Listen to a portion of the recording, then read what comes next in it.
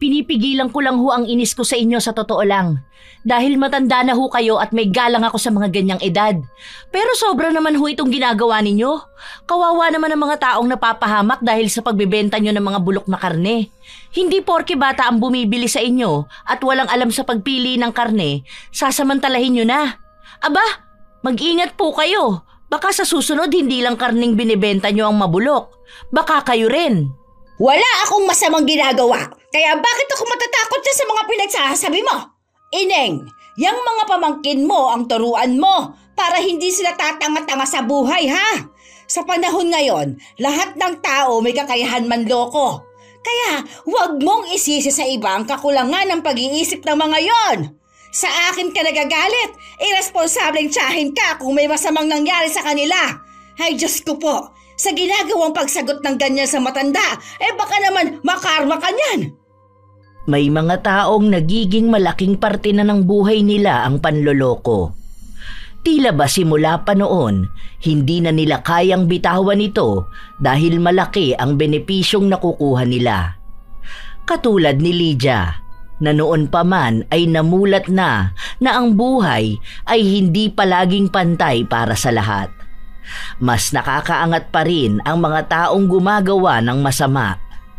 Dahil doon, inakala niya na sa ganitong gawain siya tunay na magiging payapa. Hanggang sa dumating ang araw na pagbabayaran niya ang pagkakamali niyang yun. Magagawa pa nga ba niyang magbago o sadyang paninindigan niya ang masamang gawain habang bitbit ang sumpa ng itim na mahika? Tingnan mo nga yung plastic sa ilaw natin, Khalil. Nakikita mo na nga na butas na hindi mo pa mapalitan. Kaya inaalisan tayo ng mga bumibili. Hindi nagbumukhang fresh tong mga baboy natin. Wala naman po magbabago kahit palitan natin yan, La. Yung ibang mga customer, alam na nilang luma yung karning ibinebenta natin. Yung iba naamoy nila na parang bulok. Bakit po kasi binebenta nyo pa yan? May ibang stock naman tayo. Tapos yung mga bagong dating, tinatago nyo lang. Saka nyo po ilalabas kapag pabulok na. Aba, mas magaling ka pa sa akin. Ito ang turo sa akin ng lola ko noon.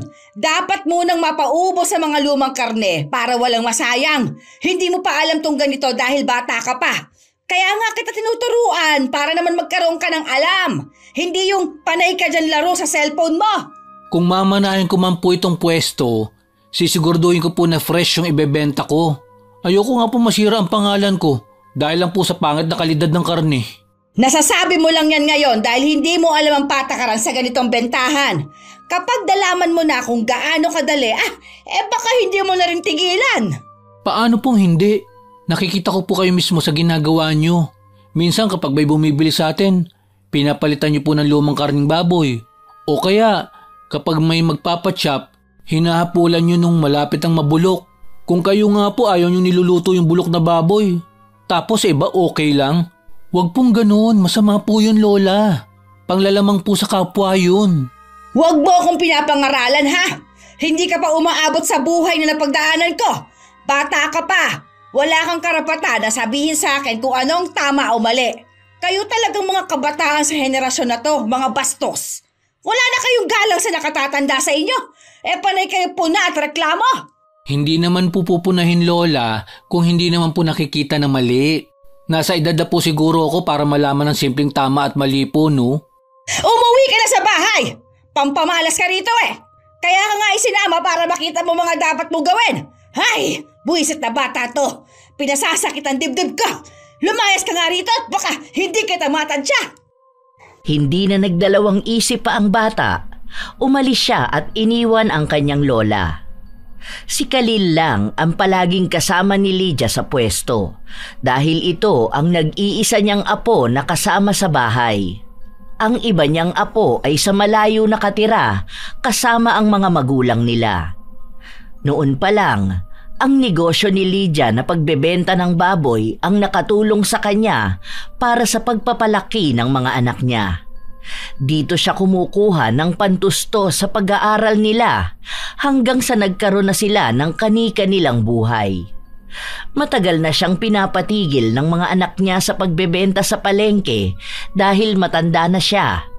Pero si Lydia mismo ang tumatanggi.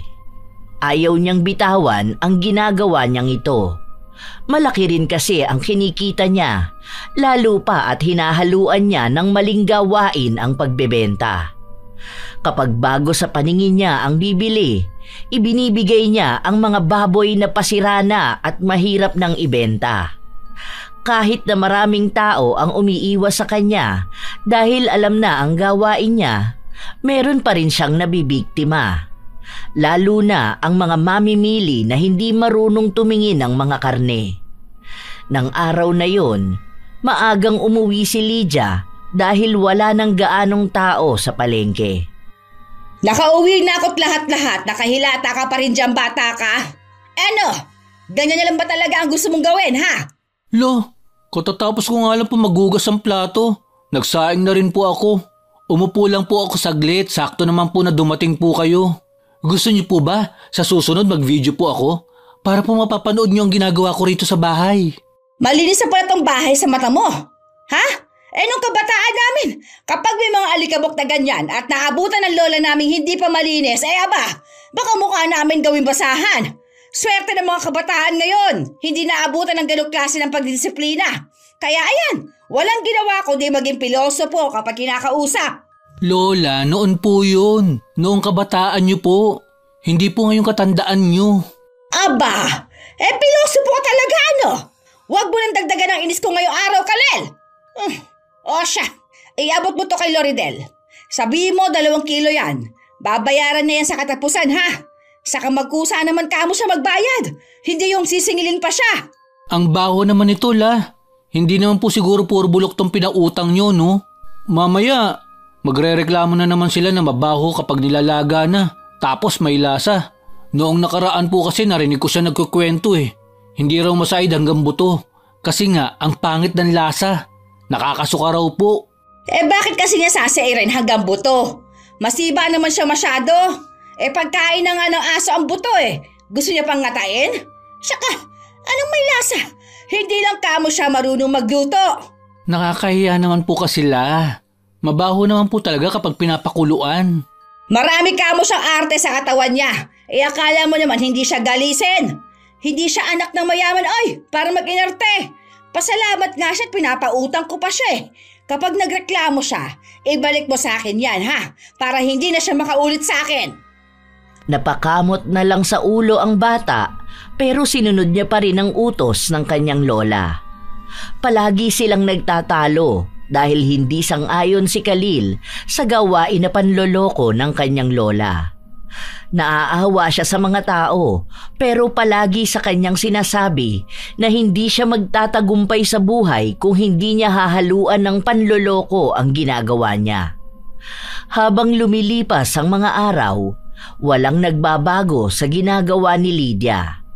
Kahit na anong pakiusap sa kanya ng apo, hindi niya ito pinakikinggan dahil palagi niyang sinasabi na tama palagi ang mas nakatatanda dahil sila ang may alam ng lahat ng mga nangyayari. Dahil bakasyon at walang pasok sa paaralan, kahit ayaw ni Khalil, siya ang pinagbabantay sa pwesto. Ano? Napaubos mo ba yung mga karne kahapon? Hindi ko po nilabas. Natatakot po ako na baka mahuli po ako. Ay, ang tanga mo talagang bata ka! Ano ba naman, Khalil? Ilang taon ka na ba para hindi ka makaintindi sa mga sinasabi ko, ha? Paano na to ngayon? Hindi pwedeng hindi to mapaubos. Bulok na po yan. Nangangamoy na nga po eh. Hindi pa yan sira. Pwede pa yan. Sandali nga. Dalhin mo to doon kina Berto. Sabihin mo ipapagiling mo yan. Ipapautang ko na lang yan. Ay, Diyos ko po. Hilig mong magsayang ng kita. Hindi ka pwede sa negosyo. Mahina ang loob mong manloko ng tao. Hindi naman po lahat ng negosyo kailangan na haluan ng panloloko. Lahat ng negosyo may halong panloloko. Hindi ka tatagal sa ganitong industriya kung hindi ka manloloko ng mga customer. Kahit nga dyan sa mga grocery Akala mo ba na laging fresh ang binebenta nila? May mga sikreto yan sila. Ginagamitan pa nila ng mga chemical yon. Tingnan mo, ang daming nagkalat na sakit ngayon. Mga cancer. Si Lola, lahat na lang may kailangan ikumpara. Mali na nga ang ginagawa, dudugtungan pa rin ng maling paniniwala. Ano ba naman yan? Hindi mo pa yan maiintindihan sa ngayon. Pero darating ang araw na mauunawaan mo kung bakit ko to ginagawa. Magpapasalamat ka rin sa akin dahil maaga kitang iminulat sa ganitong gawain. Basta ayoko pong gawin yung ganyan. Lalaban pa rin po ako ng patas.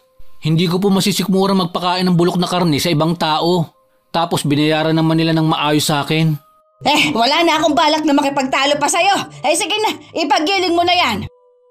Nakakaramdam na ng inis si Khalil. Sinubukan niyang magsumbong sa mga magulang niya pero sinabihan siyang hayaan na lang ang lola niya dahil matanda naman na ito. Sa ganoong klaseng negosyo na rin naman sila lumaki. Kahit pa man masama yon sa paningin ni Khalil, malaki pa rin ang tulong ng ginagawa ni Lydia para sa kanilang lahat. Lalo na at ang kita rin ni Lydia sa pagbebenta sa palengke ang ginagamit para sa pag-aaral ni Khalil at sa iba pa niyang mga pinsan. Kahit sino sa pamilya nila walang naging kontra kay Lydia dahil ang perang kinikita niya pinakikinabangan ng nakararami. Isang araw, maagang nagsarado ng pwesto ang maglola dahil napaubos nila ang mga karneng tinda. Hindi mainit ang ulo ni Lydia dahil kahit ang mga lumang karne na ipamahagi niya ng walang nagdududa. Dito na lang tayo kumain para hindi na magluto sa bahay. May natira pa pong ulam kahapon. Nasa ref po nilagay ko. Pagod na rin ako. Para pag-uwi, diretso tulog na ako. Alam mong matanda na ako eh. Bahala na po kayo, Lola. Kapag sinabi niyo naman po, dapat sundin eh. Kasi po, masisisi mo na naman lahat ng kabataan sa henerasyon namin kapag pinagpilitan ko ang gusto ko. Ayan, tama yan. Mukhang natututo ka na ata ah. Nagkakaroon ka na ng isip. Sige na, pumili ka na ng ulam na gusto mo. Etong menudo ang sa akin ha. Ikaw na kumuha ng order ko, uupo na ako ron. Dahil sawang-sawa na si Khalil sa karne, gulay ang kinuha niya. Nang matapos na ang tindera sa pag-aasikaso sa order nila, dinala na ito ng bata sa lamesa kung nasaan ang kanyang lola. Ay sus! Tingnan mo yung mga kabataan na yun oh. Naglalampungan. Kay babata pang lalandi. Malamang mabubuntis sa maagang batang yan. Kawawang mga magulang na mga yan aba. Diyos ko po. Ano na kaya mangyayari sa susunod na henerasyon? Palala ng mga kabataan. Kung hindi pala sagot katulad mo, mga malalandi naman, paano magiging kabataan ang pag-asa ng bayan? Kung ganyan naman. Nadamay na naman ako. Paano naman po kasi magiging pag-asa ng bayan ng mga kabataan? Kung yung mga matatanda nagpapakita na wala ng pag-asa sa bayan. May pinahihiwatig ka na naman ba? Wala po. Ayan po, kain na po tayo. Para po makapagpahinga po kayo sa bahay. Akala ko uulit na naman tayo sa paliwanagan eh. Kasi totoo naman, noong kabataan namin kapag sumagot sa nakatatanda, ay aba, ewan ko kung hindi sumabog ang uso mo. Kaya lumaki kami sa generation na masunurin. Pati nga po maling gawain sinunod nyo eh. Walang masamang gawain. Naging mas madiskarte lang kami. Kumpara naman sa mga kabataan ngayon, ang seselan sa buhay. Mga may hinang loob, mga iyakin. Teka, ano ba naman tong ulam na to? Bakit ganitong lasa? Ang tigas pa ng karne. Bakit po? Anong lasa? Panis po ba? Lasang bulok ang karne. Isauli mo nga to. Nawalan na ako ng gana. Nakakadire, Diyos ko. Ang babalahura ng mga tao sa karinderya na to. Hindi na ako kakain ulit dito. Okay na po yan. Hindi naman po ata yan nakamamatay. Bulok na baboy ang ginamit nila dyan. Ang dudugyot. Wala ba silang pambili ng fresh sa karne? Ang pangit na lasa. Parang may uod pa yata yan. Oy, isauli mo nga yan. Bawiin mong pera ko. Hindi naman po ata sila nagbabalik ng pera eh. Hayaan nyo na lang po yan la. Bulok na karne lang naman yan. Parehas lang ibinibenta nyo. Iba ang ginagawa ko sa ginagawa nila. Parehas lang naman po ata yun la. Kayo na nga po ang may sabi na ang negosyo hinahaluan talaga ng mali. Kaya nga po ang minudo nila, hinaluan din nila ng lumang karne. Huwag mo akong pinipilosa po, Khalil!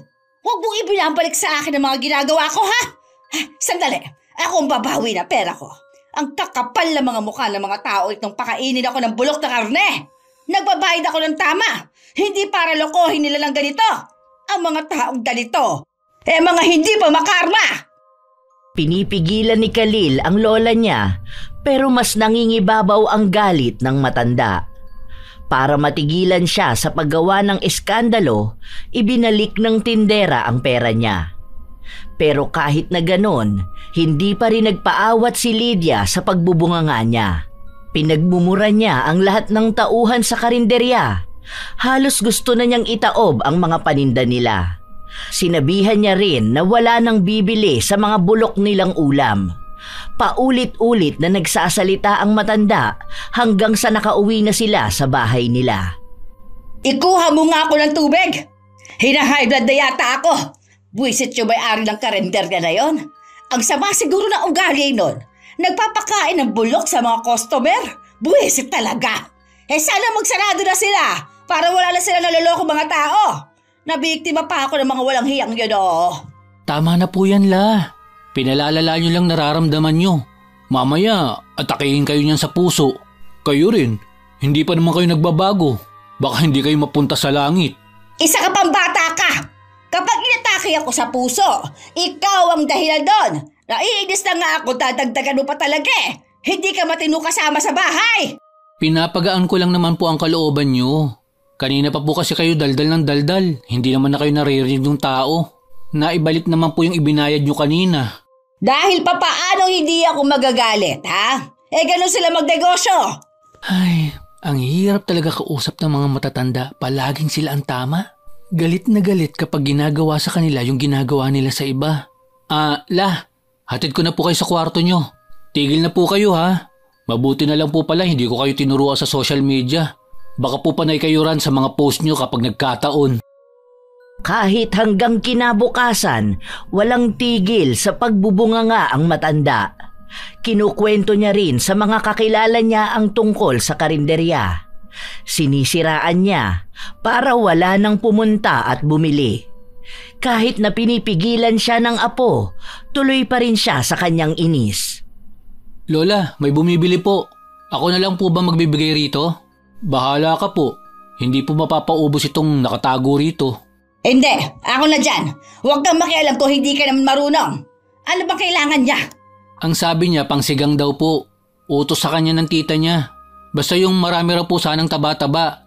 1.5 kilo daw po. Ayun, sakto meron ako rito. Sandali lang ha. Lahat po ba yan? Hindi niyo haluan ng fresh na karne? Baka naman po sugurin tayo nung nag-utos sa kanya. Hinaan mo nga yung boses mo at mamaya marinig ka dyan eh. Bata naman yan oh. Kasi edad mo lang yata yan.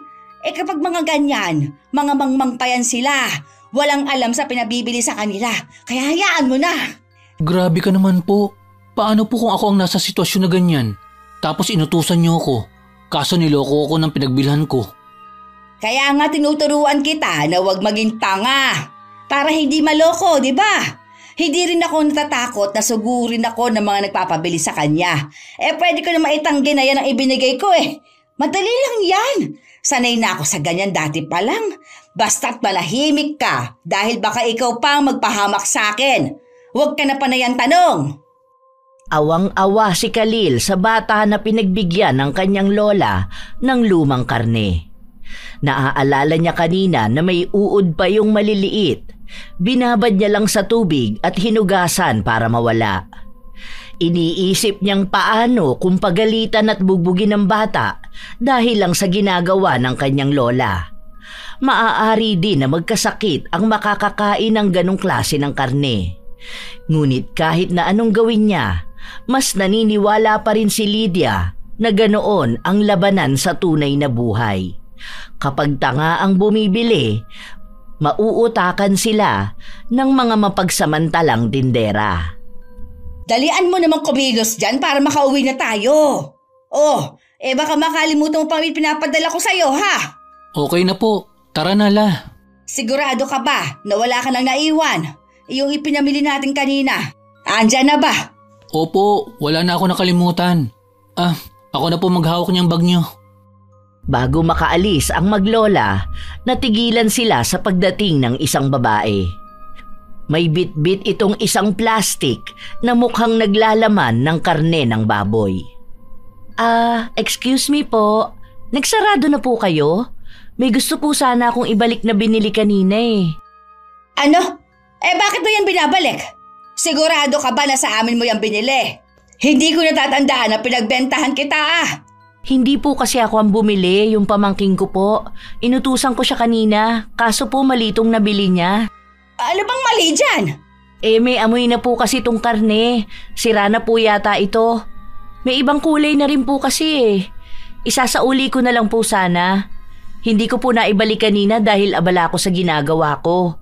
Ngayon lang ako nagkaroon ng oras. Mabuti na lang po na abutan ko kayo. Ay, hindi akin yan. Wala akong napagbentahan na bata kanina. Paano ka naman nakasisigurado na akong nagbenta niyan? Ang daming tindera ng karne dito Ay siya!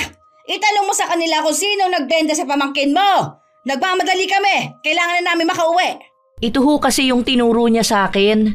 Sayang naman po kasi ang pinambili namin kung hindi naman namin ito mailuluto. Hindi na po ito makakain eh. Nangangamoy na rin po kasi. Baka makakuha pa ng sakit ang mga kakain. Ay, hindi ko papalitan yan. Hindi ako nagbebenta ng ganyan. Sa susunod kasi, turuan mo yung pamangkin mo kung paano pumili ng karne. Hindi yung kapag nagkamali siya sa ibang tindera niyo sinisisi. Tara lang nga apo, umalis na tayo. Baka bigla akong atakihin sa ginagawa ng babae na to. Hindi kumibo si Khalil, pero alam niya na kung sino ang tinutukoy ng babae. Yun ang bata na pinagbilhan ng lola niya. Pagka-uwi nila sa bahay, hindi pa rin naalis sa utak ni Khalil ang tungkol sa nagbalik ng karne. Lola, bakit hindi niyo na lang po pinalitan yung karne? Kawawa naman po yung babae. Ang mahal pa naman ng kilo ng karne. Wala nga akong pakialam. Hindi ko kasalanan na yun ang nakuha ng inutusan niya. Magrereklamo siya kung kailan uuwi na tayo Nakasarado na ang pwesto. Tignan mo nga. Maging siya alam naman sa sarili niya na hindi siya sigurado kung ako ba talaga ang nagbenta. Hayaan mo na sila. Ganun talaga ang buhay. Sana naman po itigil nyo na yan. Kasi baka isang araw, makahanap po kayo ng magiging katapat nyo. Mahirap na po. Wala akong magiging katapat. Kahit nga ang mga taong malalapit sa akin, wala silang nagagawa Basta wag mo na lang akong pakialaman. Lumipas pa ang mga araw, hindi na nakita pang muli ni Khalil na bumalik sa kanila ang babae o kahit ang bata na inutusan nito. Nagpapatuloy si Lydia sa pagbebenta ng mga lumang karne. May iilan na nakakapansin at inaaway ang matanda, ngunit sanay na ito sa ganoong mga senaryo. Nang sumapit ang araw ng piyesta, naubos ang mga karne ng baboy ng ibang mga tindera, habang kay Lydia ay kakaunti lang ang nabawas. Bakit naman ganito mga tao na to? Kakaunti lang ang bumili sa akin tignan mo nga ang iba, ang aga nila nagsarado. Ay, kaunti na nga lang, hindi pa napaubos. Yung iba po kasi, alam na ang ginagawa nyo. Ipapautang ko na lang to mga to para dun sa mga walang pambili. Matutulog na naman ang puhunan ko. Ay, panapanahon lang talaga ang swerte. Hayaan mo, makakabawi rin tayo. Baguhin nyo na lang po kasi ang ginagawa nyo, habang may mga bumibili pa rin po talaga. Kasi, baka sa susunod po niyan, langawin na talaga ang pwesto natin. Kahit na araw po ng palengke, hindi man lang tayo dinadagsa. Mas mabuti pa nga po yung doon kina Aling Lilit. Mabilis silang nakakaubos. Mas nauuna pa po tayo nagbubukas kaysa sa kanila. May mga suki na kasi talaga sila. Tayo po, ang mga bumibili sa atin, mga bagong mukha. Wala po yung bumabalik-balik talaga. Ganyan lang yan. Kasi nga bagong bukas lang sila. Pero tingnan mo sa susunod yan. Magbebenta na rin yan ng mga lumang karne. Pabida lang yung babae na yun. Saka ano namang gagawin ko sa mga suki-suki na yan? Kapag may ganyan, mahihilig magsihingi ng discount ang mga yon Ilabas mo yung karne. Tapos magbahay-bahay ka. Sabihin mo sa mga kapitbahay dati na pinapautang ko yan. Nang makauwi sila, ganun nga ang ginawa ni Khalil. May iilan na tumatanggi, ngunit pinipilit pa rin niyang mapaubos ang karneng bitbit niya. 1 kilong karne na lang ang natitira nang napansin niya na may bagong lipat sa isang maliit na paupahan. Hindi niya kilala kung sino ang mga taong naroon, pero nagbabaka sakali siya na baka maaaring kunin ang karne na pinapautang niya. Tao po! Tao po! Sandali lang. Anong kailangan mo? Ay, kayo po pala ang bagong lipat dyan. May kailangan ka ba? Wala naman po. Akala ko po kasi kilala ko ang nakatira dyan. Iba na po palang nangungupahan. Dati po kasi yung nakatira dito, kumukuha ng karne sa amin. Sa iba na po ata sila lumipat. Parang namumukhaan kita. Ikaw yung batang kasama nung matanda doon sa may palengke, di ba? Yan ba yung pinapautang niyong karne? Opo, pero hayaan niyo na po. Pwede pa rin ba yung mautang? Kung wala naman na ang dating nangungutang sa inyo. Hindi kasi ako nakabili ng ipapang-ulam namin eh. Hindi naman yung katulad nung nakaraan na nangangamoy na, no? Hindi naman po. Pero kanina pa po kasi ito eh. Ngayon ko lang po nadala. Baka may amoy na rin. Ay, huwag na lang po. Nakakahiya naman po sa inyo. Baka po kasi sabihin nyo na bulok ang mga tinitinda namin. Patingin nga ako. Mukhang maayos naman. Hindi siya katulad nung nabili ng pamangkin ko. Sobrang baho talaga. Kunin ko na. Bayaran ko na lang bukas ha. Saan ba kayo nakatira para naman madala ko bukas yung bayad? Lagpas lang po dun sa may pangalawang compound. May para pong tindahan doon. Yung katabi po nun ang bahay namin. Salamat po, te. Nahihiya pa si Khalil na umalis at iwan ang karne. Iniisip niya na baka maging pangit na ng tuluyan ang maging tingin ng mga tao sa kanyang lola. Kaya niya pilit na pinapabago ang ginagawa ni Lydia dahil sa mga bagay-bagay rin na naririnig niya sa paligid nila. Kahit na hindi ito tungkol sa kanya, hindi pa rin niya maiwasan na masaktan dahil lola niya ang sinasabihan ng masama. Kinabukasan, nabayaran nga ni Ashley ang utang niya.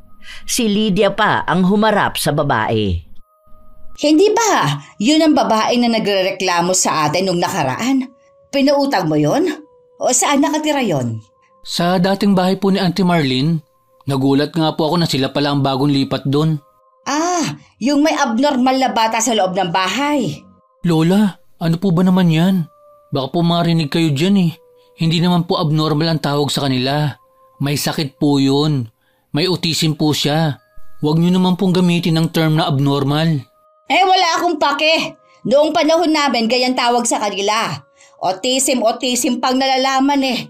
Abnormal naman talaga yon. Aber, mabuti naman kumuha yun ng karne. Mabuti at wala ako narinig na reklamo sa kanya. Basta po, huwag niyo na lang pagsalitaan ng kung ano-ano sina Ate Ashley. Mukhang mabait naman po siya eh. Mali lang po talaga kayo nung binentahan niyo yung pamangkin niya ng bulok na baboy. Asas! Ang daming arte! Ilagay mo na sa rep yung mga karne at matutulog na ako. Bukas maaga tayo aalis dahil kailangan natin mapaubos yung mga karne na yan. Hindi na ako kumuha ng bago. Ang dami pang natira ngayong araw at kahapon. Ayan na naman po kayo, Lola. Nakakahiya na naman sa mga bibili ng karneng ibinebenta nyo. Ayoko na pong sumama kung gano'n na naman po noong nakaraan. Naiiya na po ako sa kanila.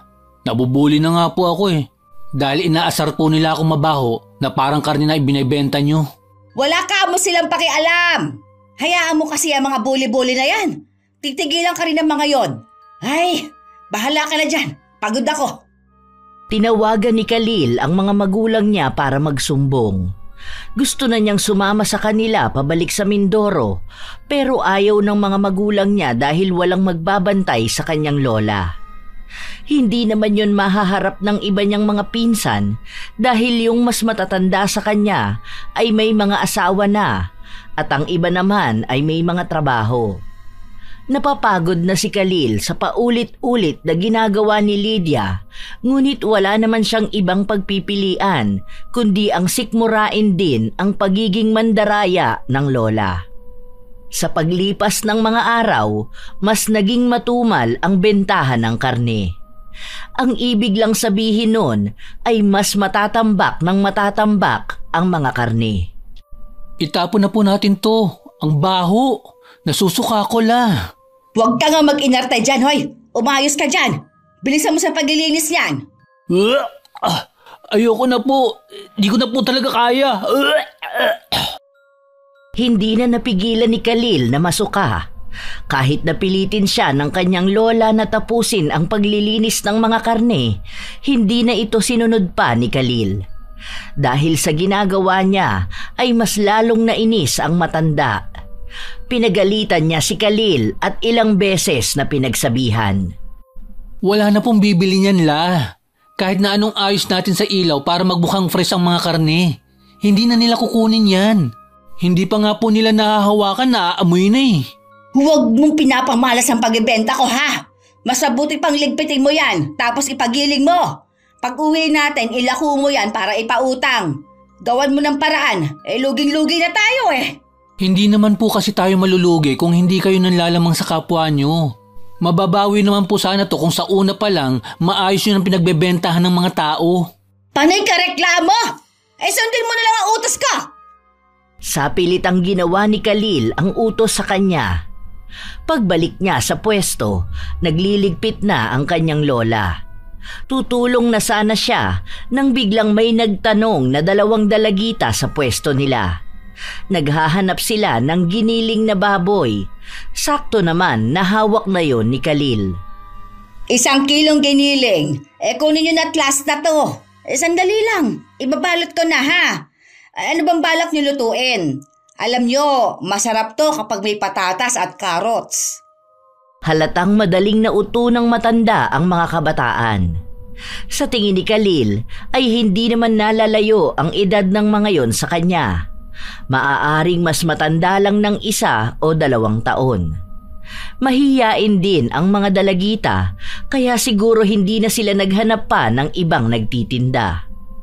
Diba? Sakto na ibenta natin. Mabuti na lang sa atin una nagtanong ang mga kabataan na yon. Karamihan kasi sa mga ganyang edad, kung saan na sila nagtanong doon na rin sila bumibili. Halata namang mahiyain sila eh. Basta ikaw ha, tatandaan mo kapag nasa palengke ka, maglibot-libot ka muna kapag bibili ka. Sana po hindi nyo na binigay yun. Kung hindi ko yun ibinigay, sana nasayang lang. Napagkakitaan pa natin oh. Tara na nga, magligpit na tayo at ang sakit na ng balakang ko. Nag-aalala si Khalil sa maaaring kahinatnan ng 2 dalagita. Baka mapagalitan lang sila ng mga magulang nila. Pagka-uwi sa bahay, hindi pa rin naaalis sa isipan ni Khalil ang tungkol sa mga nangyayari.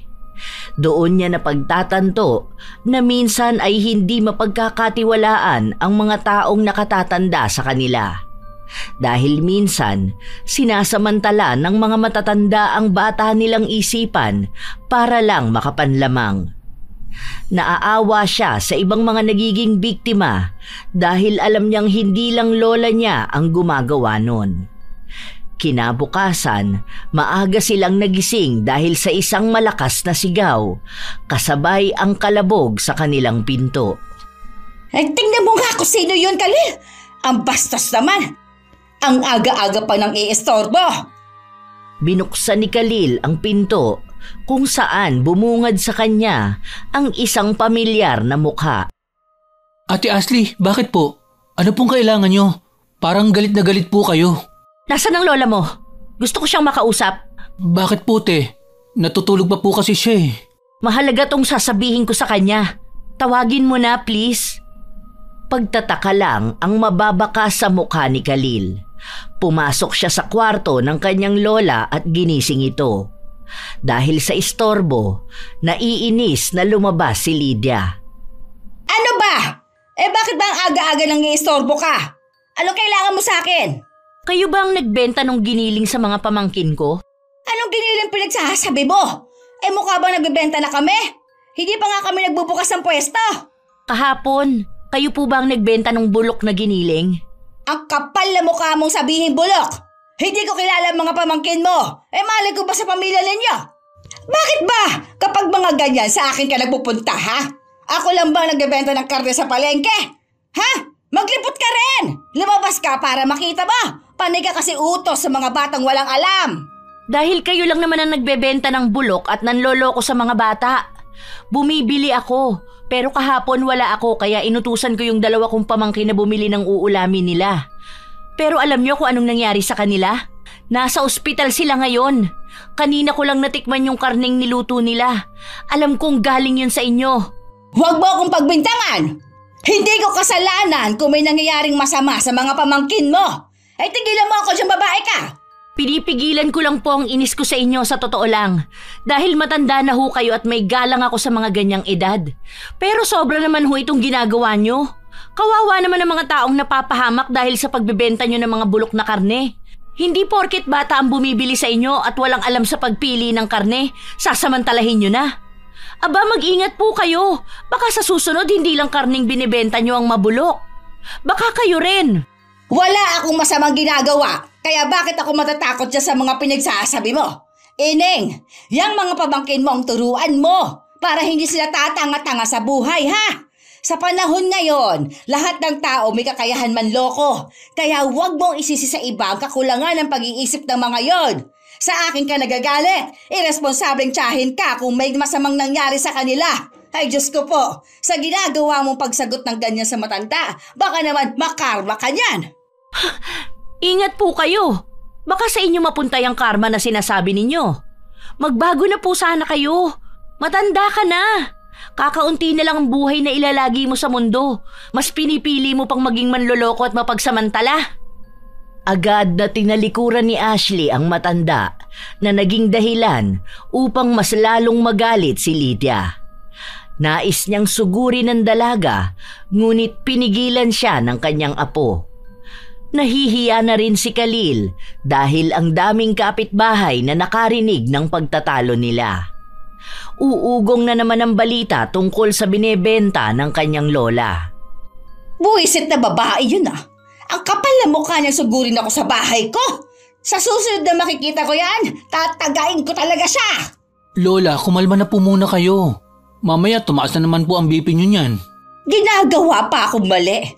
Ako ang sisisihin dyan na nasa ospital ang mga pamangkin niya. Bakit kasi hindi na niluto na maayos yung karne? Siya ang may kasalanan nun eh. Humahanap lang ng taong masisisi. Bakit kaya may ganong klase ng mga tao? Diyos kong mahabagin. Ewan na nung gabang mapupunta sa kanya.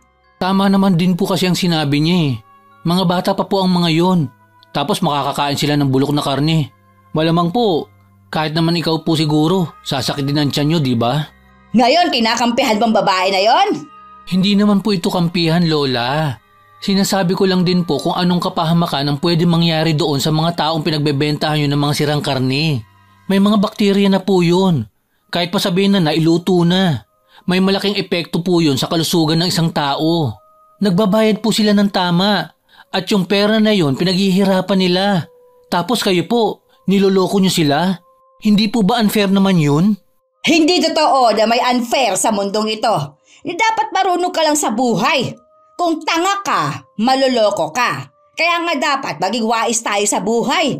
Walang panlalamang sa ginagawa ko. Bumabawi lang rin ako para sa mga nalulugi ko. Basta wala akong nakikitang mali sa ginagawa ko. Sa huli, si Khalil pa rin ang sumukong ipaliwanag sa lola niya ang mga nangyayari.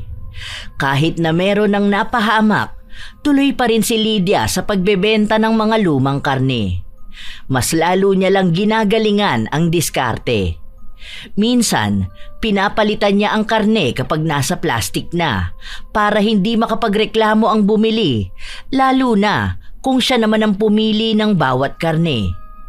Dahil patuloy pa rin sa panloloko si Lydia, si Khalil naman ay nakakaramdam ng hiya, lalo na sa mga taong nakakaalam ng gawain ng kanyang lola. Hindi na rin matingnan ni Khalil ng diretso si Ashley kapag nakakasalubong niya ito. Nabalitaan na lang nila na nakalabas na sa ospital ang mga pamangkin ng dalaga. Siguro naman hindi nagagawa ng eskandalong babae na yon, ano? Nakita naman niyang buhay pang mga pamangkin niya. Ang ibig sabihin, walang masamang dulot ang pagkain nila sa karne. Baka may ibang naihalo mga bata na yon kaya sila nagkasakit. Alam na nga niyang mga abnormal ang mga pamangkin niya, iiwan niya pa rin. Narinig ko po na may kinalaman po talaga sa karne yon. Dapat nga raw po magrereklamo sila sa barangay para sana makumpiska yung mga karneng ibinebenta nyo. Pero hindi na lang daw po niya itinuloy dahil baka lumala pa ang away. Ay, aba, tama lang na hindi niya itinuloy. Anong akala niya? May magiging kakampi siya? Kay Kapitana pa talaga siya lalapit. Sa pinsan ko pa. Wag akong tatakutin at kakalabanin niya. Hindi magiging malakas ang loob kong gawin tong mga ginagawa ko kung alam kong wala akong magiging kapit sa itaas. Pinapatawa naman ako ng babae na yon. Dapat po magpasalamat na lang kayo na hindi niya itinuloy. Paano po kung ginawa niya yon? Kung isumbong kayo, tapos malalaman ng lahat na ang ibinebenta niyo mga luma talaga. Tapos doon pa sa pinagkukunan niyo, mukhang double dead ang mga yun. Hindi mo alam ang mga ganitong problema. Kayo mga kabataan kayo, kung manghimasok kayo sa problema ng matatanda, akala ninyo may naiintindihan na kayo. Masyado pa kayo mga bata para malaman ng mga ganito. Kaya dapat sa inyo, manahimik na lang at huwag pang himasukan ng mga hindi naman dapat, ha? Kahit naman po na mas matanda kayo, hindi naman po ibig sabihin na tama na lahat ng ginagawa niyo. Mali naman po talaga ang ginagawa niyo na magbenta ng bulok na karne. Sana naman po maintindihan niyo na hindi po ganyan ang tamang pagharap sa buhay. Tigilan niyo na po sana yan. Hindi ikaw ang magsasabi kung kailan ako titigil. Matagal ko na itong ginagawa. Wala namang nangyayaring masama. Dito ko binuhay ang mga anak ko at hanggang ngayon nakakatulong sa mga apo ko. Huwag kang umasta na may malaki kang maitutulong kapag tinigilan ko itong ginagawa ko. Lumayas ka nga dito sa harapan ko. Iabot mo sa akin ang kutsilyo para hiwain ko itong mga karne. Ayan lang po sa tabi niyo ang kutsilyo. Hindi napansin ni Lydia ang kutsilyo sa gilid niya kaya nasagi niya ito dahilan upang bumagsak ito sa kanyang paa. Hindi naman ito bumaon, ngunit nadaplisan siya kahit nagkaroon ng sugat ang paa niya. Kasunod naman nun ay ang pagbuhos ng tubig mula sa pinagbabara ng mga karne. Aray ko! Ikuha mo nga ako ng pamunas, Khalil! Sandali lang po. Ito na po la. Umusog po muna kayo para hindi po mabasa ang sugat nyo. Ako na po ang maggagamot. Maliit na sugat lang yon, pero labis ang hapding nararamdaman ni Lydia. Pagka-uwi nila sa bahay, nilinisan ng kanyang apo ang paa niya na may sugat, saka ito nilagyan ng dinurog na gamot. Binalutan din ito ni Khalil para hindi mabasa. Kinabukasan, bago sila magpunta sa pwesto, muling nilinisan ng bata ang sugat ng kanyang lola. Gusto niyo po ba na samahan ko kayo sa center? Ipatingin po muna natin itong sugat niyo. Parang lumalala po kasi. Mamaya po, ano pang mangyari sa inyo? Ay, hindi yan. Nakita mo simpleng sugat lang yan eh. Malayo sa bituka. Hindi naman nakamamatay. Ay, aray ko. Dahan-dahanin mo namang bata ka. Huwag mong kuskusin. Baka dyan pa lalong lumalayan eh. Sabi ko banlawan mo lang yung mga nanuyong gamot. Hindi ko naman po kinukuskus. Kailangan po kasi itong malinisan. Sugat po ito, la. Ganito naman yung ginagawa nyo dati sa akin kapag may sugat po ako eh. Tumabi ka nga dyan. Nakakainis ka. Ako na. Mas nararamdaman na ni Lydia ang hapdi ng sugat niya. Umiinom na rin siya ng gamot para lang gumaling ito. Ngunit sa paglipas ng mga araw, walang nagbabago. Mas lalo lang lumalala hanggang sa tila ba lumalaki lalo ang sugat niya. Pumunta ka nga sa munisipyo tapos kunin mo doon yung hinihingi kong gamot. Bilisan mo lang ha, kasi dadaan ka pa doon kina Mercy. May hinihingi akong herbal sa kanila. Para mapakuluan yon, doon ko ibababad tong sugat ko. Nasabi ko na po yan kina mama. Ang sabi po nila dalhin na raw po kita sa ospital. Kasi baka raw po sa sakit nyo yan. Kapag daw po may diabetes, bawal daw po masugatan, lalo na po sa paa. Tignan nyo po yan, nagnanaknak na po. Tapos kapag inaalis nyo yung medyas nyo, nangangamoy mabaho. Inuutusan lang kita. Mas magaling ka pa sa akin. Ayoko dyan sa ospital. Bilisan mo na. Noong panahon namin, mga herbal lang naman ang nakakapagpagaling sa amin eh. Pero kahit na anong gawin ni Lydia, hindi nagbago ang nangyayari sa kanya. Hanggang sa lumipas ang mga araw, buong paanan niya ang namamaga at hirap na siyang itapak ito. Nagmumukha na kasi itong bulok na laman at kapag iaapak niya ito, nararamdaman niya ang hapdi. Ay, Diyos ko po! Ay, ano ba naman tong nangyayari sa akin? Paano ng pwesto ko sa palengke? Ikaw na nga muna magbantay doon ha, Khalil. Wala naman pong ibebenta, La. 2 araw na po kayong hindi nagbebenta. Hayaan nyo na lang po muna. Sa susunod na araw, andito naman sina tita. Ang sabi nila, uuwi sila para tingnan ang nangyayari sa inyo. Ang tigas po kasi ng ulo nyo. Ayaw nyo pong pumunta sa doktor. Ayan tuloy, lumalala lang. Hindi pwede na wala tayong ititinda. May mga natira tayong karne, di ba? Tinapon ko na po yun. Ay, tanga ka talaga, bata ka. Bakit mo itinapon? Hindi mo binawi ang puhunan ko doon. May nangyayari na nga po sa inyo, mas iniisip nyo pa yun. Magpahinga na po muna kayo. Magluluto lang po ako ng pagkain natin. Hayaan nyo na po muna yung mga bulok nyong baboy. Ang isipin nyo po, yung nabubulok nyong paa. Aba, bastos na bata talaga to ah. Hindi ko alam kung saan ka nagbana. Hindi naman ganyan ang mga magulang mo. Kahit ang mga pinsan mo, wala namang kumukontra sa akin. Lola, hindi po talaga sila kokontra sa'yo. Dahil hindi naman po nila nakikita ang ginagawa nyo. Concern lang po ako sa inyo at sa mga tao sa paligid ko. Kasi po, panay kayo sabi na gusto nyo ng pagbabago sa bansa natin. Pero isa po kayo sa ayaw namang magbago. Ano naman ang kinalaman dyan sa nangyayari sa akin, Aber? Tsaka, ano naman ang alam ng mga kabataan sa pagbabago? Pagbabago sa henerasyon na to, pagiging bastos, hindi pagsunod sa mga nakatatanda. Lola, ayoko na lang po magsalita pa. Pero baka po yung nangyayari sa inyo. Isa na rin pong paraan yan para malaman ninyo kung ano yung mga maling nagawa nyo. Baka po karma na yan. Sorry po Lola kung medyo harsh ako magsalita. Narinig ko lang po sa mga kapitbahay. Mas lalong nagalit si Lydia sa sinabi ng kanyang apo.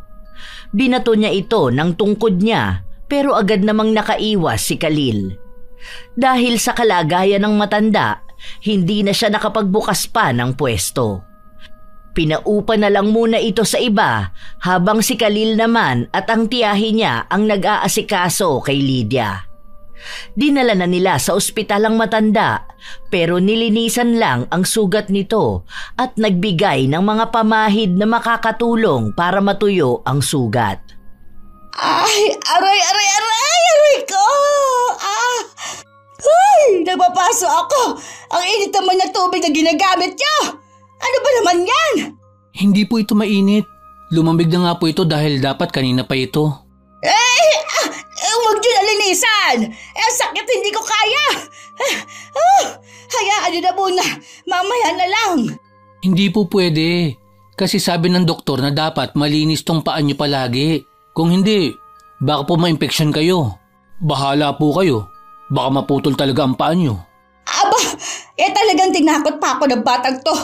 Mamaya na yan. Hindi ko talaga kaya at sobrang sakit na. Oo nga pala. Bukas babalik tayo sa pwesto. Pinakiusap ko na sa tita mo yung umuupa doon. Kukunin na ulit natin yon. Lah, magbebenta pa rin po kayo? Pero hindi po tulad dati? Uy, wala kang pakialam kung tulad dati. Nababagot ako rito sa bahay at wala rin naman ako mapagkakitaan. Pero La, may mga anak naman po kayo na sumusuporta sa inyo ah. Okay na po yun. Magpahinga naman na po kayo sa pagbebenta nyo. Paano po kayo niyan? Di ba po masama ang pakiramdam nyo? Hindi naman po kayo nakakalakad. Ay, may wheelchair naman ako eh. At katulong ko naman ang tita mo kapag pupunta ako doon. Tapos ikaw naman na mag-aasikaso ng mga hindi ko kaya. Sa susunod na linggo pa naman ang pasokan ninyo. Ayaw mo yun. Makakaipon ka rin ng pagbaon mo. Okay naman po sa akin magbenta. Pero sana yung matino naman na po. Hindi po yung balik na naman kayo sa mga lumang karne. Tapos kahit nangangamoy na, sige pa rin ang benta. Galit lang ang naging tugon ni Lydia sa kanyang apo matapos siyang pagsabihan ito. Hindi alam ni Khalil kung bakit ba hindi mabitawan ng kanyang lola ang masama niyang gawain. Marahil, naging parte na kasi ito ng buhay ni Lydia at kahit na anong gawin niya, hinahanap-hanap pa rin ito ng kanyang katawan. Nangyari nga ang sinabi ng matanda. Bumalik siya sa pwesto at maraming nagulat dahil ang akala nila ay hindi na siya muli pang magtitinda. Oh, anong akala ninyo sa inyo na lahat ng customer ano? Hoy, hanggat buhay ako, may kalaban kayo. Si Lola, kababalik lang, ganyan na naman. Huwag na po kasi kayo makipagtalo sa mga yan. Ay, dapat po kasi hindi na kayo nagtinda uli eh. Ay, ang paa nyo, kitang-kita po oh. Naririnig ko sila kanina na nabubulok na raw po kayo. Nakakahiya naman po. Bakit ka mahihiya sa kanila? Hayaan mo yung mga animal na yan. Mga takot kasi ang malamangan. Alam kasi nila na noon pa man, mas magaling akong dumiskarte sa kanila. Kaya nga, kahit nasira ng mga karneng binibenta ko, nagagawan ko pa rin ng paraan.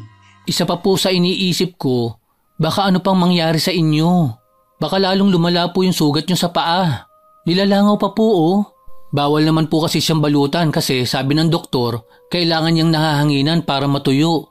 Kaso naman po, andito kayo sa palengke. Ayusin mo na lang yung mga pinagagawa ko sa'yo. Pabayaan mo tong paa ko. Pinapagpagan ko naman to. Sa paglipas ng mga araw, kakaunti lang ang nagpupunta sa pwesto nila. Bilang lang sa daliri ang bumili ng baboy. May iilang na isa ng bumili pero umaatras sila matapos na mapansin ang kalagayan ni Lydia. Nakakaramdam sila ng pandidiri. Ang arte ng mga taong to ah.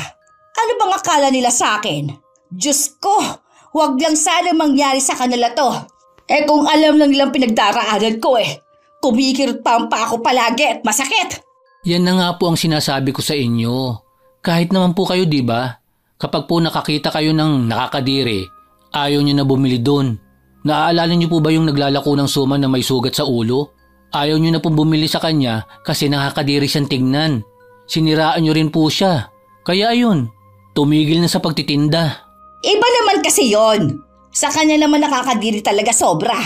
Palagi na lang po kapag sa ibang tao, naiiba na lang. Pero kapag ikaw po, normal lang palagi. Parehas lang po yun.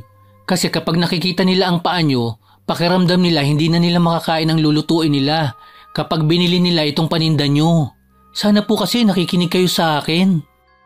May pagtatalo pa sa maglola dahil palaging salungat ang kanilang usapan. Ngunit sa huli, napatigil pa rin si Khalil dahil mas pinaniniwalaan pa rin ni Lydia na mas tama siya dahil mas nakatatanda siya. Habang nagdadadaldal si Lydia, nakatahimik lang ang apo niya at naghihintay kung may ibang tao bang balak na bumili ng karne nilang tinitinda. Ilang sandali pa, dumating ang isang pamilyar na mukha. Tumigil siya sa tapat ng pwesto at hinawakan ang mga karne. Hanggang ngayon ba naman ganito pa rin ang binibenta mo? Wala kang pakialam. Kung hindi ka lang rin bibili, wag mong hawakan yan. Oh, ano nangyari sa'yo? Akala ko pa naman baboy lang ang makikita kong bulok. Pati pala ikaw? Aba, bastos ka! Te, huwag mo na lang pong patulan si Lola. Pasensya na po. Kaya walang natututunan ng lola mo kasi kailangan palagi siyang unawain. Hindi porket matanda siya, dapat palaging mananahimik lang kahit na mali siya. Dahil alam kong wala namang mali sa ginagawa ko. Ewan ko ba sa'yo? Ikaw ang maraming sinasabi. Lumayas ka nga rito. Ay naku, aalis talaga ako. Sino ba naman tao ang gustong makakita ng nakakadiring paa katulad niyang sayo? Nakakakilabot naman yan. Bulok na lang lahat sayo ah. Ang tinda mo, ang paa mo, at ang ugali mo. Sana naman magbago na kayo bago pa kayo mabulok sa ilalim ng lupa. Panay ang pagmumura ni Lydia habang ang dalaga naman ay walang pakialam. Tumalikod siya at umalis. Naisa na siyang suguri ng matanda ngunit hindi siya makatayo at makalapit. Kaya upang makaganti, ang ginawa na lang niya ay pinagsisigawan nito at pinagmumura. Lola, tama na po yan. Kayo lang po ang mapapagod at mahihirapan dyan sa galit nyo. Tignan nyo nga po umalis siya na wala namang pakialam sa galit nyo. Buwisit na babae yan! Makabawi lang talaga ako ng lakas ko. Gagantihan ko yan! Ang kapal ng mukha niya sabihin nabubulok na ako. Sino ba siya sa tingin niya, ha? Umuwi na po tayo, La. Ang gulo-gulo na po ng mga nangyayari. Tigilan nyo na po kasi itong ginagawa nyo. Tama naman po sila Mga bulok naman po talaga ang tinda nyo. Opo, naiintindihan ko kayo na matagal nyo na itong ginagawa. Pero hindi naman po ibig sabihin nun na hindi na po kayo titigil at magbabago. Marami na pong taong naapektuhan. Marami na pong taong naloloko at nahihirapan. Sana naman po, huwag na kayong dumagdag sa mga nagpapahirap at nanlalamang. Maging fair naman po sana kayo. Huwag niyo rin pong sabihin sa akin na bata pa ako at wala akong alam sa mundo. Bata pa lang po ako. Pero hindi po ibig sabihin nun na hindi ko nakikita ang mga maling nangyayari. Kasi po, lumaki ako at namuhay sa mga pagkakamaling inaakala niyong normal. Lola, huwag niyo naman pong hayaan na may iba pang mga kabataang mamulat na ang mali nagiging tama kapag matanda na ang gumagawa.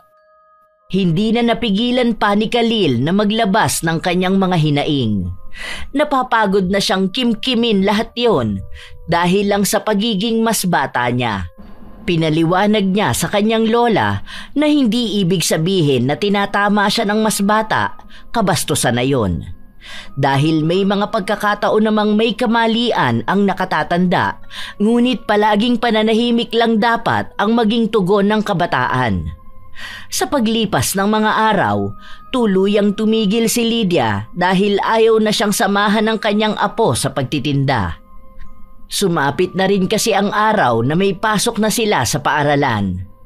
Ang anak na lang ni Lydia ang madalas niyang kasama sa bahay, pero hindi niya ito maasahan sa pagbebenta sa pwesto dahil wala itong tiyaga.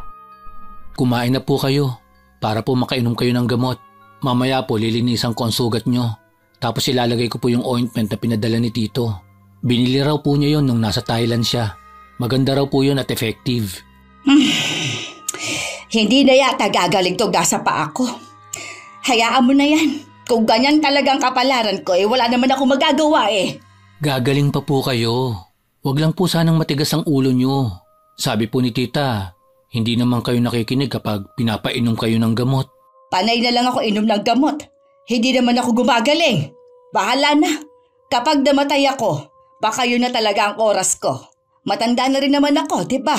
Ayan na naman po kayo sa mga iniisip nyo. Hindi pa po kayo kukunin ni Lord. Hindi pa po kayo mabait. Buwisit ka talagang bata ka. Tigilan mo nga ako sa pagbibiro mo niyan. Habang tumatagal, mas lalong lumalala ang karamdaman ni Lydia. Nag-abiso na ang doktor na ipapuputol na ang paa niya dahil maaring maapektuhan pa ang ibang parte ng katawan dahil umaakyat din ang paglala ng sugat niya. Pero hindi pumayag ang matanda. Sinabi niya na kung hindi siya gagaling, mas gugustuhin niyang ilibing at mabulok sa ilalim ng lupa na kumpleto ang katawan niya. Unti-unti na ring tinatanggap ni Lydia na maaaring sa mga susunod na araw, maaaring mamatay na siya. Apo, basta kapag laki mo, gusto ko na ikaw naman na magpapatuloy ng pagbebenta sa pwesto natin, ha? Ikaw ang nakasama ko, kaya alam mo mga dapat na gawin. Bakit po parang namamaalam na kayo? Malakas pa naman po kayo ah. Hindi natin alam ang mga mangyayari. Malay mo sa susunod bigla akong mawala, di ba? Basta, huwag mong pababayaan ang pwesto. Pamana pa sa akin yon at ang pamilya natin para sa ganyang negosyo. Kung darating man po ang araw na ako na magbebenta doon, gagawin ko pong mabango ang negosyo natin. Ayoko pong manahin pa ang problema na ginagawa niyo noon. Magiging maayos po ako dahil gusto ko pong maging fair sa mga taong nagpapakahirap din para may mabiling pagkain. Yan ang gusto ko sa'yo, Apo. Ikaw talagang naiiba sa lahat. May paninindigan ka sa pinaglalaban mo at ginagawa mong gusto mo. Pasensya ka na ha, kung pilit kong pinagagawa sa iyong ginagawa ko. Noon kasing bata pa ako, ang akala ko, okay lang gawin ang ginagawa ng mas nakatatanda sa akin. Lalo na kung malaki ang nagtutulong nito sa akin. Ngayon ko lang din napagtatanto na kahit pala mas nakatatanda ang gumagawa, kahit kailan, hindi magiging tama ang mali. Ayos na po yun, La. Ang mahalaga naman po, may natutunan kayo. Wala naman po sa edad ang pagbabago at ang pagkatuto. Basta, huwag nyo na lang po ulit gagawin yun. Mas maganda pa rin po talaga ang lumalaban ng patas. Tama ka nga, Apo. Mahirap na ang mabuhay sa mundong ito. Huwag na akong dumagdag pa sa paghihirap ng iba. Tinanggap na ni Lydia ang kamalian niya sa buhay. Gusto man niyang makabawi, hindi na niya magawa pa dahil hindi na siya makalabas ng bahay. Ang buong binti na niya ang may problema. Pinapanindigan niya rin na hindi yun ipapuputol kahit na anong mangyari. Isang araw, bago umuwi si Khalil, pumila siya sa butika para bumili ng gamot ng kanyang lola. Doon, muling nagtagpo ang landas nila ni Ashley. Anong ginagawa mo rito, Khalil? Bumili po ako ng gamot ni Lola. Paubos na po kasi. Nabalitaan ko na hindi na kayo ang nagbebenta doon sa pwesto. Hindi na bababalik sa pagbebenta ang lola mo? Hindi na po muna. Kasi po, may sakit pa rin siya. Hindi na nga po namin alam ang gagawin eh. Kasi po yung dating simpleng sugat niya, namaga. Tapos ngayon umabot na po sa binti niya. Pataas po ng pataas. Awang-awa na nga po ako sa lola ko eh. Ang lola mo naman kasi, kakaiba ang ugali eh. Opo, alam ko naman po yun. Marami na nga po talaga siyang nakaaway. Kasi nga po, doon sa pagbibenta niya ng mga luma o kaya sirang karne. Pero ngayon po, nagbago na po siya. Paano mo naman nasabi na nagbago na siya? Siya na po mismo ang nagsabi sa akin. Ngayon lang po umamin niyo sa pagkakamali niya. Mukhang na-realize niya na po na mali nga po talaga siya. Oo nga po pala. Pasensya na po kayo sa ginawa ng lola ko po kung nagkasakit ang mga pamangkin niyo po. Wala na yon. Ang gusto ko lang naman talaga, sana matigil na ang lola mo sa paggawa ng masama. Kahit kasi anong pakiusap sa kanya noon, hindi naman siya tumitigil. Sana magbago na siya ng tuluyan para gumaling na rin siya. At kung sakali man na babalik siya sa pagbebenta, sana hindi na niya gawin ang dati niyang ginagawa. Maging patas na siya sa mga tao dahil hindi niya alam na maaaring isa sa mga inaagrabyado niyang magbibigay sa kanya ng leksyon. Huwag na niyang hayaang bumalik siya sa pagkabulok. Kung sakali man nagagaling siya Yun na nga po ang sinabi ko sa kanya. Napapansin ko naman po ang sensibilidad niya na magbabago na talaga siya. Kaya nga po ngayon, pinipilit namin na gumaling siya. Awang-awa na rin po ako sa kanya. Sa totoo lang kahit na ganyan ang lola ko, kahit na ang dami niyang nakakaaway at manloloko siya, naging mabuting tao rin naman siya. Mabuti siyang lola, kahit ang pagiging ina sa mga anak niya. Sadyang may mga pagkakataon lang din siguro na may nagagawa siyang mali. Tapos, hindi niya na mabitawan dahil mahirap na. Pero ngayon, alam ko, unti-unti na niyang nababago yon. Ni hindi ko na nga siya naririnig na nagkukwento tungkol sa pagbabalik niya sa ganong gawain. Madalas na ang kwento niya sa akin ngayon tungkol sa buhay niya noon. Paano niya pinalaki ang mga anak niya hanggang sa paano niya kami naalagaan ng mga apo niya. Sige aalis na po ako. Hinihintay na po kasi ako ni Lola eh. Ramdam na ramdam ang pagmamahal ni Khalil sa kanyang lola. Siya ang tanging tao na naniniwala na kaya pa namang magbago ni Lydia. Marami siyang naririnig na karma na ng lola niya ang nangyayari sa kanya at tanggap yon ni Khalil. Dahil tunay naman talagang maraming taong naapektuhan ng kasakiman ng lola niya. Hindi niya kayang isa-isahin at hinga ng tawad yon, kaya sa halip, tinuturuan niya ang lola niyang magdasal at ihingi ng tawad ang mga pagkakamali niya. Dahil sa panalangin lang niya kayang maipaabot ang taos-puso niyang paghingi ng tawad sa mga yon. Sa paglipas ng mga araw, walang nangyayaring pagbabago kay Lydia. Huminto man ang pagkalat ng sugat niya, bakas pa rin ang mga nana na lumalabas sa parte ng katawan niyang apektado. Alam mo, Apo, may namimiss ako. Buong buhay ko kasi nagbibenta ako ng karne. Kaya ngayon naninibago ako na ilang buwan na akong walang ginagawa. Hindi naman po kayo pwede magpunta sa palengke. Mas delikado po yun sa kalagayan nyo. Mamaya po, pagtawanan at awayin lang nila kayo doon. Alam nyo naman po ang mga tao sa palengke. Halos lahat nakaaway nyo. Yun nga rin ang inaiisip ko eh. Saka mas nakakatakot ngayon ang nangyayari sa paa ko. Hindi naman to pwedeng takpan. Kapag dumikit ang nana sa tela, sobrang sakit kapag tinanggal na. Hindi ko alam. Basta parang hinahanap ng sarili ko ang pagbebenta. Bagot na kasi ako rito sa bahay. Mas lalo kong nararamdaman na baldado at pabigat ako. Ay, may naiisip po ako. Paano po kung magbukas tayo ng maliit na tindahan ng karne? Diyan sa may labas lang po natin. Para kahit ilang kilong baboy lang, may maibenta kayo. Di ba po, mayroon namang ganun? Sino naman kasama ko? Ang tita mo, ang dami inaasikaso.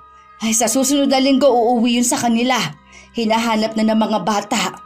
Gusto ko man sanang isama na lang niya rito ang mga anak niya. Hindi naman pwede. Alam mo naman ang kalagayan ko. Baka bigla lang din silang mandiri sa akin.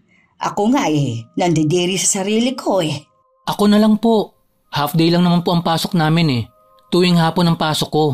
So kada umaga, mas fresh ang baboy, mas maibebenta po. Magaling na talaga sa negosyo ang apo kong ito. Manang-mana talaga sa pinagmanahan. Oops, hindi po kasama doon pangloloko ha. Dapat po kukuha na tayo doon sa tamang pagbibilhan. Hindi po doon sa nagbebenta ng double dead. Huwag na pong tangkilikin ang negosyo nila. Dahil hanggat may tatangkilik sa kanila, mas lalo lang po nilang gagawin yon kahit na masama. Nakakaramdam ng tuwa si Lydia dahil kahit na paano ay sinusuportahan siya ng kanyang apo. Yun na lang din ang tila ba huling-hiling niya na kung sakali man na hindi na siya gagaling, mananatili pa rin siyang masaya na ginagawa ang mga bagay na ginagawa niya simula pa noong bata siya. Si Khalil ang kumukuha ng mga karneng ibinebenta ng lola niya. Noong una, maraming tumatanggi kapag nag-aalok si Khalil pero pansin nila na maayos na nga ang mga itinitinda ni Lydia. Doon niya unti-unting naibalik ang tiwala ng mga tao para tangkilikin ulit siya. Aalis na po ako La. Papasok na po ako. Andyan naman po si tita para tulungan ka. Wow! Paubos na po yung tinda nyo Nakakatuwa nga Hindi ba kanina?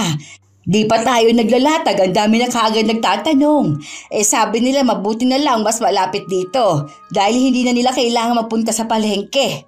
Salamat talaga apo, kasi nagagawa ko na ulit yung nagpapasaya sa akin. Ang lola mo, hindi na talaga maalis ang pagiging tendera ng baboy. Basta po ngayon, maayos na ang tinitinda nyo. Diba, sabi ko po sa inyo, kapag maayos kayo at hindi nanloloko ng tao, sila na po mismo ang kusang lalapit sa inyo. Tuloy-tuloy lang po yan La. Yumakap muna si Khalil sa kanyang lola bago sila umalis. May 1 kilong karne pang natitira at kapag naibenta yun ni Lydia, doon lang siya papasok sa loob ng bahay. Ang upuan niya, malapit lang sa pwesto ng mga baboy kaya hindi siya mahihirapan sa paggalaw-galaw. Hindi rin naman nakikita ang paa niya dahil natatakpan yon ng harang. Pwede pa po bang kunin to? Oh, ikaw pala yan. Akala ko lumipat na kayo ng bahay. Wala na raw kasing nakatira doon sa inuupahan ninyo. Lumipat na ho talaga kami. Sinadya ko lang talagang dumaan dito. Nabalitaan ko kasi na nagbebenta ulit kayo Mukhang maayos at maganda na to Oo, hindi na yan tulad noon. Mas fresh na. Hindi na magkakasakit ang mga kakain. Miss ko na kasi tong ganito. Kaya kahit na paano, hindi rin ako bored kapag nasa bahay lang ako. Nakakatuwa naman. Nagbabago pala talaga ang mga tao. Akala ko kung sino na sila noon, yun na rin sila hanggang sa huli. Yan din ang akala ko. Pero mukhang sa iba't ibang pangyayari sa buhay ng isang tao, yun ang nagiging dahilan para magbago sila. Nakakahiya nga Parang ngayon pa ako nagkaroon ng aral kung kailang matanda na. Uy, kukunin mo na ba yan? Last na yan sandali ha, ibabalot ko lang. Masarap siguro ulam ninyo mamaya, Masarap to sa adobo. Nakikita ni Ashley na tunay na nga ang pagbabagong ginagawa ng matanda. Hindi na siya nagsalita pa. Tanging ngiti lang ang naging isang hudyat na tapos na siya sa pagpapahirap sa matanda. Siya ang nagbigay ng parusa kay Lydia dahil sa galit niya at sa kagustuhan niyang matuto ito sa mga pagkakamali niya sa buhay. Nang araw na yon, inalis ni Ashley ang ipinataw niyang sumpa kay Lydia. Ngunit hindi ganun kadaling gagaling ang matanda. Mahabang proseso at matagal na panahon pa ang gugugulin. Habang lumilipas ang araw, napapansin ni Lydia na may nagbabago sa kanyang kalagayan. Ang mga sugat niya, hindi na ganun kalala ang pagnanana. Wala na ring dugo na tumutulo at medyo natutuyo na ito. Kaya mas pinag-iigihan din ni Khalil na alagaan ang kanyang lola upang gumaling na siya ng tuluyan. Iniisip ni Lydia na kapag gumaling siya, babalik siya sa pagtitinda sa kanilang pwesto. Ngunit paninindigan niyang hindi na niya ulit gagawin ang panloloko sa mga tao. Nagiging masaya at panatag na ang kalooban niya, lalo pa kapag may mga taong nagtitiwala na sa kanya. Kapag may mga tindera siyang napapansin na ginagawa ang gawain niya noon, pinapangaralan niya ang mga yon. Gusto niyang malaman nila ang paglaban ng patas. Ngunit alam niyang hindi niya yon magagawa sa lahat dahil kahit saang parte ng bansa, may mga tao pa ring mapagsamantala at manloloko. Ang alam na lang ni Lydia, isa na siyang taong naninindigan at tumalikod na sa maling gawain at umaasa siya na ang ibang tao rin ay magkaroon ng lakas ng loob para gawin yon. Ang pagbabagong hangad nila para sa mundo ay sa kanilang mga sarili dapat unang magmula. Shout out sa masisipag na mga apo ni Lola Telang. Jonalyn Barameda, Leonisa Cobo, Lydia Lopez, Ami Yong, Sydney Crosswind, Azenar Goodies, Rocheline Del Rosario, Raymart Afable, Charlene Gumansing, Sanji Milyado ng Tarlac City, Evie Bugnot ng AJJ Garment ng Dapdap, Jennifer De La Vida, Rian Balete at mga mananahi ni Ate Irene sa Pulong Manggahan na Cavite, Menjeline Lozada at sa Babas at Lozada family, Merly Villarimo, RG Villaspin ng Zamboanga Sibugay, Cherry Mukbang ASMR, Rachel Whitney, Thelma Tarle Villasica, Janisa Toledo, Gia Gigi, DB359, Michelle Cedron, Ann Atmuj, Lenny Villegas, Jappy Portes, Jessa Sicoy, Lina Prisno, Hazel Fiesta, Ellen Kiano, Linda Denina, Grace Maniego, Susana Llobrera, Arian Gay Leonora, Jenna Nolasco, Mel G. Tupal, Paul Jo Salumbre, Sidney Sai, Agripina Balza, Janice Naldoza, Hermila Manayaga ng Madrid, Marian Delta Fuente, Nelsa Bacata ng Pampanga, Mariam Duca, Maria Lina Kagawa, Rosalie Clemente, Denan and Alan ng Mekawayan, Bulacan, Raquel Torno, Lady J ng Qatar, Vicky Yabut ng Bahrain, Angelina Ignacio ng California, Ligaya Billones at sa Line 17 IDF, Roslyn Mangilin at maligayang kaarawan sa anak niyang si Jamaica Mapusaw. Ito ang inyong Lola Telang at maraming salamat sa inyong pakikinig mga apo.